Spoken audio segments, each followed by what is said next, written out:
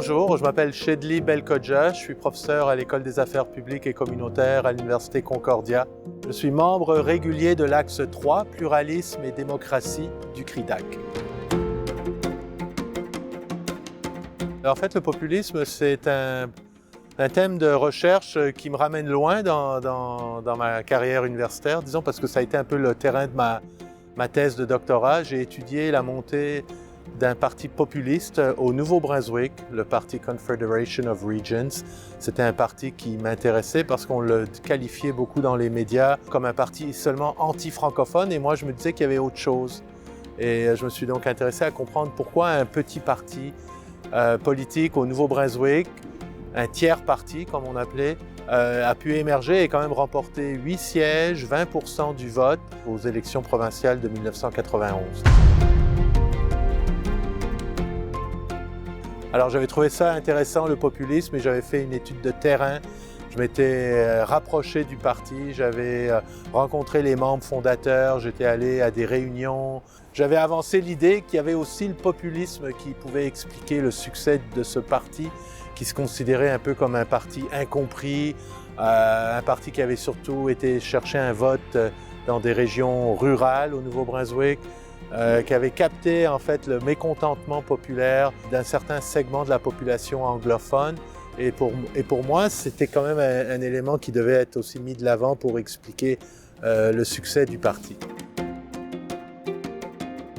Ce qui m'intéresse vraiment dans le populisme, c'est cette idéologie qu'on a souvent qualifiée comme une forme de pathologie presque dans l'espace démocratique. Le populisme est souvent présenté comme une formule qui tend à disqualifier l'adversaire, une formule qui tend à le dépeindre comme quelqu'un qui est non démocratique. Et ce qui m'intéresse, moi, vraiment aussi dans le populisme, c'est comprendre en fait les raisons de l'émergence de ce phénomène qui n'est pas récent, parce qu'on a une tendance aussi à le présenter vraiment comme le phénomène du 21e siècle, avec l'arrivée de personnages politiques comme Donald Trump, ou ce qui s'est passé aussi en Europe avec le Brexit.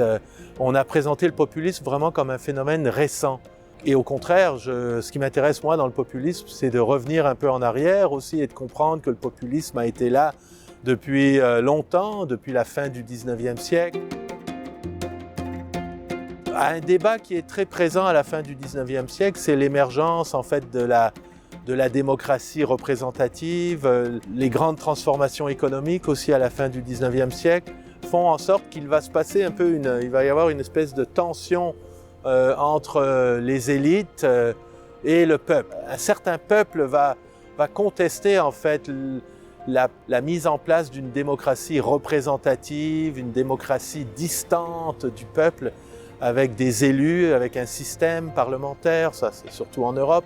Et dans d'autres régions, le peuple va réagir aussi à un pouvoir qui devient de plus en plus économique, dominé par des élites économiques. Le populisme a souvent défini en fait cette relation par des différents mots.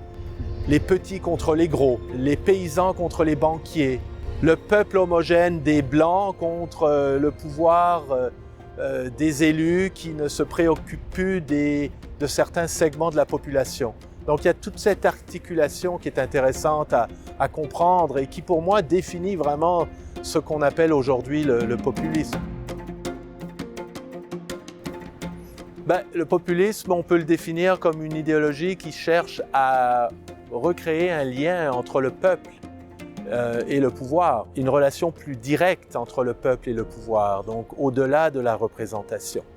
Et c'est dans ce sens-là que le populisme, bien sûr, peut avoir un versant, on va dire, démocratique.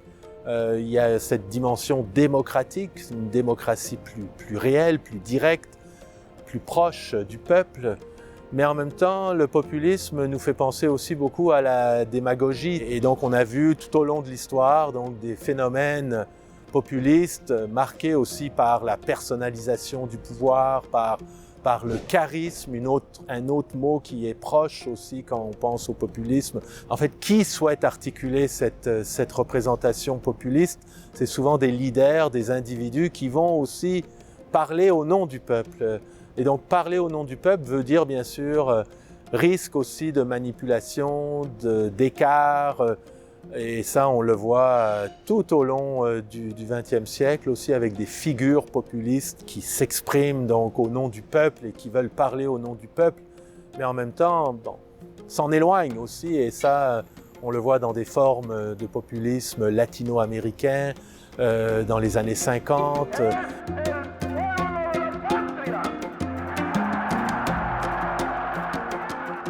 On le voit dans beaucoup de pays européens aussi à partir des années 80.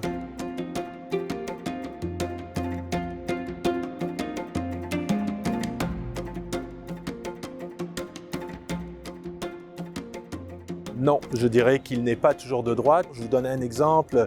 Aux États-Unis, au début du XXe siècle, dans le Midwest américain, les fermiers se sentent en fait déclassés, pas écoutés par les élites politiques, manipulés par les élites financières qui sont principalement dans l'est du pays.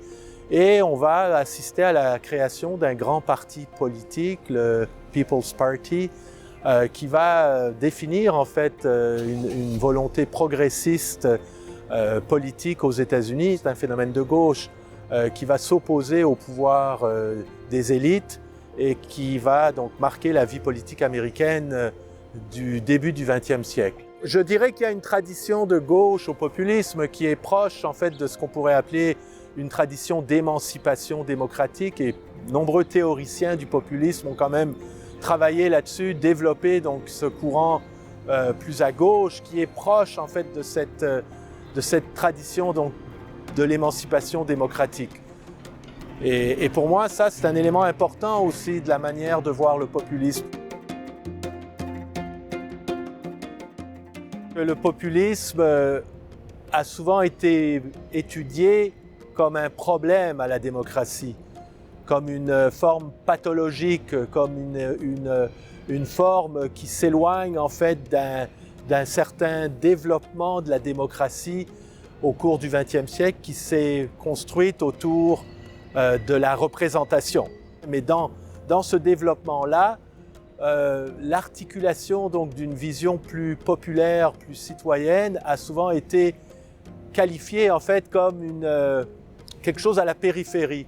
En fait, je m'intéresse beaucoup à des auteurs qui tentent de réintroduire la dimension populaire dans l'analyse de la démocratie. Donc, Ernesto Laclau, Chantal Mouffe, ce sont des auteurs très importants qui ont toujours utilisé en fait une analyse qui tend pas à dénoncer le populisme, mais plutôt à le prendre en considération comme faisant partie d'une analyse plus émancipatrice de la démocratie. Je dirais même dans les années 50, 60, il y a vraiment un débat dans la science politique américaine qui est axé beaucoup sur l'idée de la modernisation aussi. Les sociétés se développent, suivent un schéma développementaliste qui consiste à aller vers toujours du progrès, vers plus d'indicateurs qui nous démontrent un certain progrès.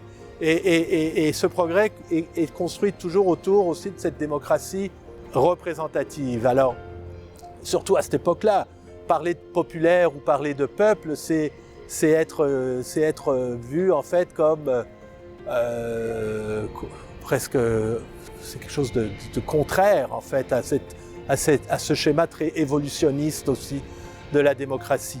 On dépeint le populisme à cette époque-là, il y a des grands colloques même, il y a quelques ouvrages très importants qui présentent un peu le populisme comme cette menace, cette forme pathologique de la participation, comme quelque chose qui ne devrait pas être considéré comme faisant partie de la démocratie.